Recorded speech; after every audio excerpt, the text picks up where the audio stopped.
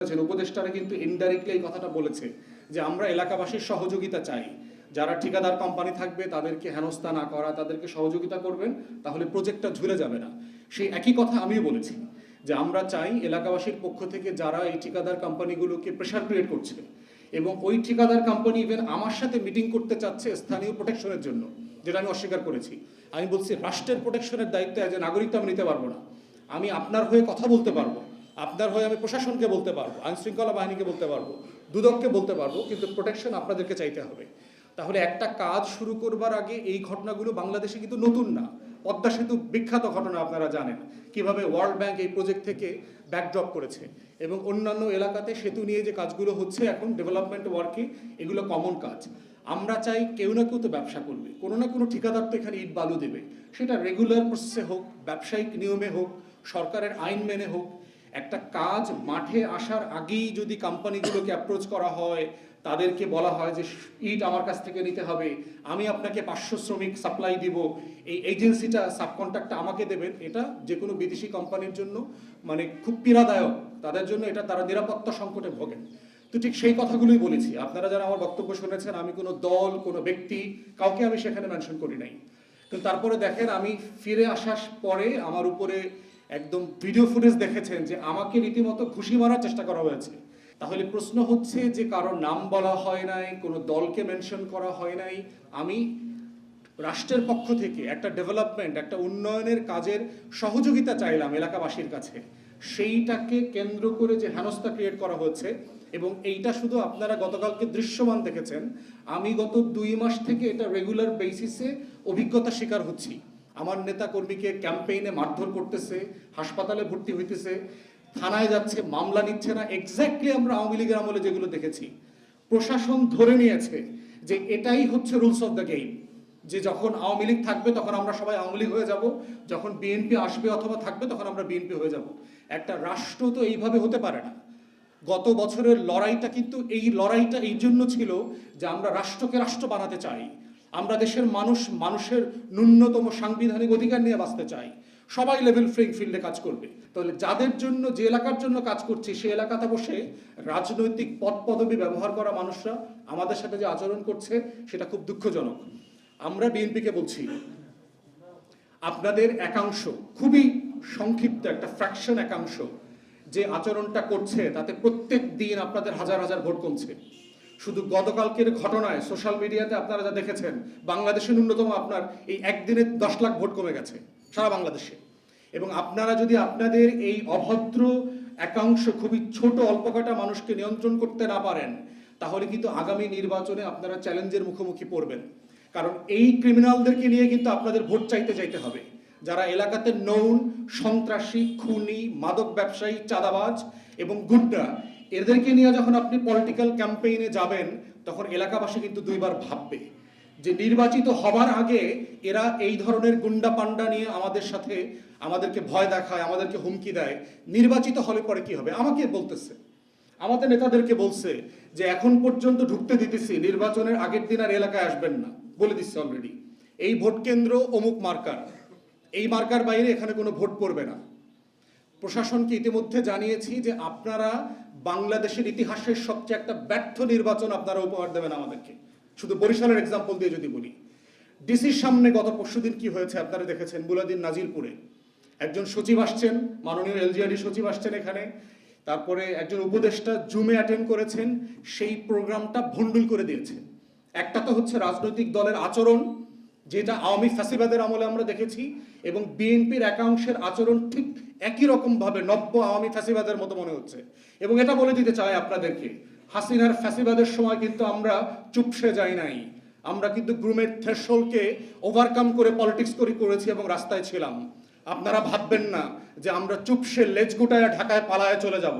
আমরা সেই নাম দিয়ে রাজনীতি করি না। অতএব আপনারা পরিবর্তন হবেন, তা না হলে গত বছরের কথাটা মনে রাখেন। কিন্তু গত বছর সারা বাংলাদেশ কিন্তু আওয়ামীময় বাংলাদেশ ছিল। আগস্টের আগের বাংলাদেশ কিন্তু শেখ পরিবারের বাংলাদেশ ছিল। সারা বাংলাদেশে মনে হতো সবাই আওয়ামী লীগ হয়ে গেছে, তাদেরকে আজকে দেশ ছেড়ে পালাইতে হয়েছে। অতএব আমাদের অনুরোধ, দয়া করে শুধু গণতন্ত্রের রাজনীতিটা করেন। আসেন দেশকে ভালোবেসে একটা ভালো রাজনীতি করি, সবাই মিলে করি, দেশটাকে বদলে যাই।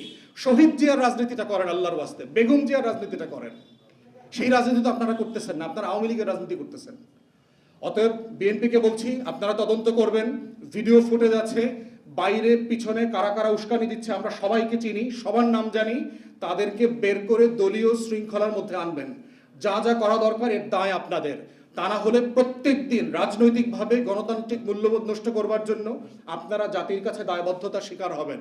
এবং এক মাঘে কিন্তু শীত যাবে না। আজকে আমার দল ছোট, আজকে হয়তো আপনি মনে করছেন আমার হাজার হাজার লোক ওয়ার্ডে ইউনিয়নে নাই, আপনারাও কিন্তু ছোট দল ছিলেন। আপনারা বড় দল হয়েও কিন্তু গত 16 বছর আওয়ামী লীগের ফালাইতে পারেন নাই, ওগুলো কিন্তু আমরা জানি। অতএব এই সকল রাজনৈতিক বাস্তবতা মেনে নিয়ে আপনারা একটা স্বচ্ছ রাজনীতি করবেন। আপনারা বড় দল, আপনারা ক্ষমতায় যাবেন, ছোট দল এবং অন্যান্য প্রার্থীর নিরাপত্তা দেওয়ার দায়িত্ব আপনাদের, শুধু প্রশাসনের না, আপনাদেরও। কারণ সে যেন একটা নিরাপদ ক্যাম্পেইন করতে পারে, সে যেন এলাকায় কথা বলতে পারে। আজকে কালকে আমার অনেকগুলো মিটিং ক্যান্সেল করতে হয়েছে, কারণ প্রচণ্ড রকম হুমকি দিচ্ছে এলাকাগুলোতে গিয়ে, গ্রামবাসীদেরকে গিয়ে হাত পাও ভেঙে ফেলবে, রামদা কোপাবে, কতটা কোন দোকানে কয়টা রামদার অর্ডার দেওয়া হয়েছে এগুলো পর্যন্ত বলতেছে আমাদেরকে। তো এই লেভেলে একটা ভালো নির্বাচন হবে?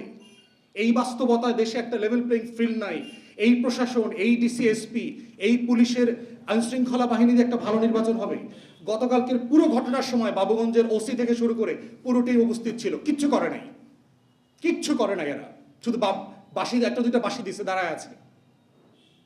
অতএব এই বাস্তবতায় আমি সরকারকে আহ্বান করছি যে গতকালকের আইন শৃঙ্খলা বাহিনীর যারা যারা এখানে নিশ্চুপ ভূমিকা রেখেছে, গতকালকে যে বাবুগঞ্জের ওসি ছিল তাকে সাসপেন্ড করতে হবে, তদন্ত করে বিচারের মুখোমুখি করতে হবে কাদের কারণে এটা হয় নাই।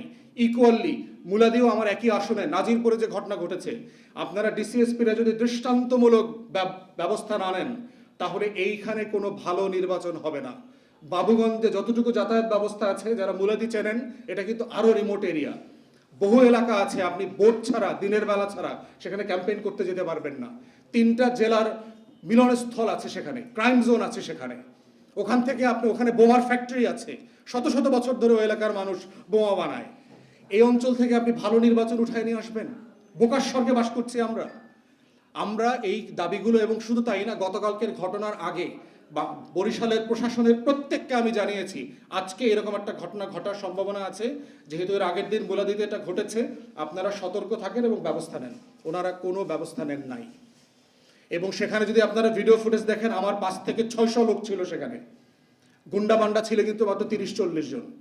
যদি আমি আমার লোকদেরকে নিয়ন্ত্রণ না করতাম, কালকে সেখানে কি হইতো খালি মনে ভেবে দেখেন আপনারা, যে আমি কি পরিমাণ সবর ধৈর্য ধারণ করেছি, শুধুমাত্র আমাদের জাতীয় স্বার্থ বিবেচনায় যে আমরা একটা নতুন রাজনীতি করতে চাই, আমরা বাংলাদেশটাকে বদলে দিতে চাই, আমরা একটা প্রতিযোগিতার রাজনীতি চাই, আমরা সম্মান মর্যাদার রাজনীতি চাই। ন্যূনতম গুন্ডা পান্ডামি চাঁদাবাজি এদের রাজনীতি আমরা দেখতে চাই না। যারা খুনের আসামি, মামলার আসামি, বিভিন্ন সময় মাদকের ব্যবসা করে, এই ধরনের আসামিগুলো মিলে একসাথে আমাদেরকে অবাঞ্ছিত ঘোষণা করতেছে, আমরা নাকি এলাকায় গেলে আমাদের হাত পা ভেঙে দিবে। তো এই জন্য আমাদের বক্তব্য খুব পরিষ্কার, সিম্পলি বিএনপি এবং প্রশাসনকে বলছি, নির্বাচনের পরিবেশ তৈরি করবার জন্য যার যেখানে যতটুকু অবদান রাখবার সুযোগ আছে, দায়িত্ব আছে, দয়া করে সেই দায়িত্ব পালন করবেন।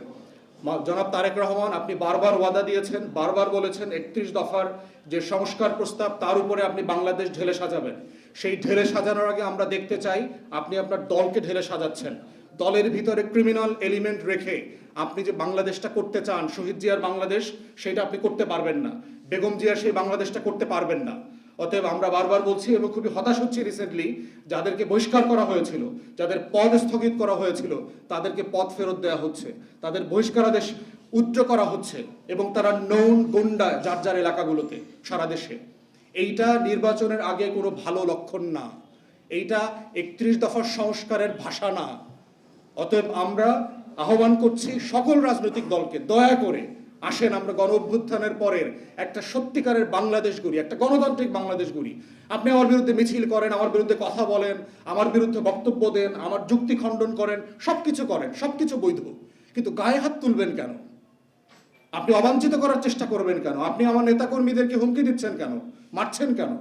আপনি প্রোগ্রামে আসা লোকদেরকে বাড়িতে বাড়িতে গিয়ে হুমকি দিচ্ছেন কেন? বৃদ্ধ ভাতা বন্ধ করে দেবেন, চাল ডালের যে ওই যে ভাতা দেয় সেই চালের বন্ধ করে দেবেন, সেগুলো কেন দিচ্ছেন আপনারা? চাল ডাল তো আপনার বাপের টাকায়, আপনার দলের টাকায় আপনাদেরকে দেওয়া হয় না, তো রাষ্ট্রের টাকায় দেওয়া হয়। তো দলের লোকরাই হুমকি দিবে কেন?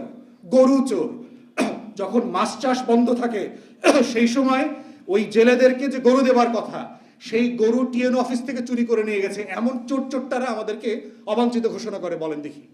এরকম একটা সোনার বাংলাদেশে আমরা বাস করছি এখন। অতএব সেই জায়গায় আমাদের বক্তব্য খুব পরিষ্কার, যেটা বারবার বলেছি, এখনো বলে যাচ্ছি, যে আমরা সর্বোচ্চ ধৈর্য ধারণ করার চেষ্টা করছি, আমরা আমাদের নেতাকর্মীদেরকে নিয়ন্ত্রণ করছি, কিন্তু এইটা অসীম না, এই নিয়ন্ত্রণটা, এটা মাথায় রাখবেন। যারা কালকে কিল ঘুষি খাইছে, এরা রাস্তায় ভেসে আসা ছেলে না, এরা সবাই সচ্ছল পরিবারের সন্তান, প্রফেশনাল লোক, কোটি কোটি টাকার মালিক, এরকম শহরের ফ্যামিলির ছেলে। এরা কিল ঘুষি খাইছে মানে হচ্ছে বিষয়টা তারা খুব সহজভাবে লম্বা সময় নেবে না।